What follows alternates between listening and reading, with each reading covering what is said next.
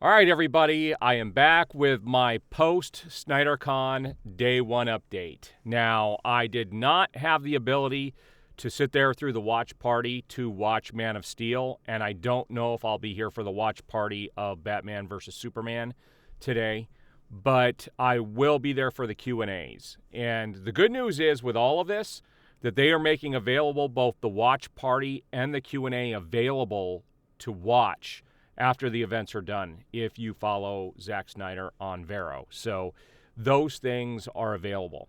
But I do want to talk about some of the highlights of the Q&A last night. It ran for almost an hour and a half, pretty close to it with the Q&A. Now, nobody asked any hardball questions, which I thought was funny. And they are going to choose, what questions they take from the audience. So they're not going to answer some things. But I do want to talk about some of the highlights that came from this conversation, and some of it was interesting. And so I kind of wrote some stuff down so I wouldn't forget anything. So let's talk about some of the stuff he talked about during Man of Steel. First of all, he talked about the beginning and how when he was doing Man of Steel that they wanted to create this whole Kryptonian language at the beginning and not have any subtitles or anything, and that you would just have to kind of figure out what was going on. And it was actually his wife, Deborah Snyder, who talked him out of that. He wanted to do some very artsy thing, doing that. And the only other time I can remember a director talking about doing something bizarre like that is Christopher Nolan with The Dark Knight Rises, the third film. He said he doesn't care if people hear what Bane sounded like. That wasn't the point. And it was muffled on purpose. And so a lot of people don't know or couldn't understand the dialogue, and that was kind of by design with the last Batman film, So that was kind of interesting with the Kryptonian language. They talked a little bit about Christina Wren, who played the military officer in the film, who said, Superman's hot. They talked a bit about how she was cast, and it was a kind of a funny story, how she had done this hummus commercial, and Zack Snyder saw it, told his wife, Deborah, find out who that is. I want her in a film. And all the auditioning she went through, and that she thought she was being punked when Warner Brothers actually reached out to her and told her, based on that hummus commercial, somebody in Warner Brothers wants to meet with you. And she thought she was being punked by some of her friends, which was pretty funny. Another big highlight is they talked about Harry Lennox as Martian Manhunter and how that all came to be. And he said it really wasn't thought about, I think, until they got into Batman versus Superman and were getting into the planning of Zack Snyder's Justice League, because it wasn't the plan from the beginning. But he said, it was kind of interesting when they went back and watched the footage of Man of Steel, the scene where Superman is being interrogated and, he breaks off his restraints and he stands up, that everybody in the room backs up except Harry Lennox stays there. And that wasn't planned. That wasn't what was in the script. And he said Harry Lennox took it upon himself to stay solid there in that scene. And it was later on where he realized he could segue into Martian Manhunter, and that Harry Lennox was super excited to play that character and thought it was pretty cool. Now, another highlight from this is he talked a little bit about when they were planning out Man of Steel and sequels, that his ultimate goal was to get to the Trinity as quickly as possible. He said that was a really big, important thing for him to be able to do. And I remember him posting about this. I remember the very first post on Twitter where it showed Batman, Wonder Woman, and Superman together at the fight with Doomsday, all of them together. And he talked about how this is the first time we have ever seen the Trinity on live-action film. And it was a special moment for him, and I think it was I think amazing for everybody. I love that scene when Batman's about to become toast, and Wonder Woman comes down, and then Superman shows up. Like it's pretty freaking awesome stuff. That's what superhero films are made of, and he did make a pretty awesome scene with that, and it was really well done. So he talked a bit about that. Now, nobody asked him straight up, do you want to do Justice League 2 and 3? But there was a comment made later on in the presentation where somebody asked him if you had a blank check, because they did talk a lot during this conversation about the restraints of the studio. No, they didn't knock Warner Brothers in any direct sense other than talking about, oftentimes your hands are tied by the studio and budgets and other different, constraints and stuff like that. But they didn't dive into any of that stuff in great detail.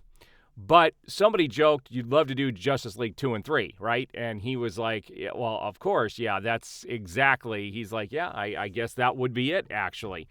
And then they kind of moved on, and Deborah stepped in after that question real quickly, and she started talking about doing smaller projects, things that would never normally be greenlit by a studio because everybody's looking for that big blockbuster. And so it was kind of interesting. Now, at the end of all of this, what I found interesting is he kind of made this comment on the way out, like, I wonder what we're going to talk about tomorrow. And I took that as one of two things. Either he's joking because everybody knows it's going to be Batman versus Superman, and he's just kind of joking about it, or that there may be something announced today. Like he was being, it could have gone either way, and I could be reading too much into that, but that's exactly what it seemed. I think it's one of the two. Either he's just, like I said, just saying, well, we already know what it's going to be, and so I wonder what we're going to talk about. Obviously, it's Batman versus Superman. Or he's talking about something is going to be revealed. It's one of the two things. So we'll see tonight at the Q&A what is going to happen. Now, everything we talked a bit yesterday. I gave the picture for what was happening for Man of Steel. But let's take a look at what's going to happen for Batman versus Superman today. Let's look at the timeline here. All right, so here we go. It shows that the Batman versus Superman Dawn of Justice Ultimate Edition live stream watch party. Get your copy of Batman vs. Superman UE ready for 3 p.m. Pacific time on April 29th and watch along with Zach. Live stream panel during the movie and then a Q&A to follow. It says follow Zach on Vero to join. That link also works. That link actually apparently did both things, and they will have the actual video available afterwards if you follow him on Vero. And they talk about the watch party and everything available here on Zach's profile right here. And I will copy this link and I will put that in the actual video. But let's see what happens when we click this.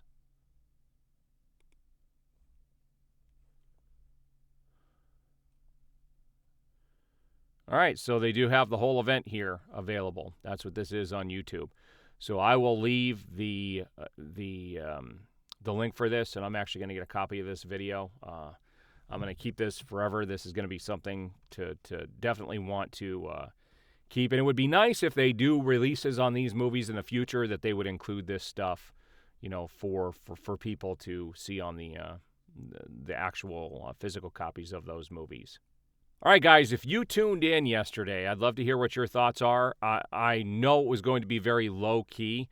I know these movies inside and out like the back of my hand. I have watched Man of Steel, I can't tell you how many times, Batman versus Superman even more, and Zack Snyder's Justice League I have watched I probably a dozen times over the last couple of years. So I love these movies, and I am looking forward to what they're going to be doing over the next couple of days. I will be there tomorrow. I don't know if I'm going to watch the full 4-hour movie with them tomorrow, but I will definitely be there for the Q&A. And like I said, all these videos with the live stream plus the Q&A will be available. And, they actually haven't released the information for tomorrow. They're doing it after, the one that's currently being scheduled. So they'll let us know if there's going to be a live stream. I don't think they're going to be doing a live stream with the IMAX viewing. I think that's going to be the special. And this could bode well if they're not going to allow cameras in there, because there's supposed to be some pretty big guests tomorrow at Zack Snyder's Justice League showing in IMAX. If I was going to go, that's the one I would have gone to. And, those tickets sold out super fast.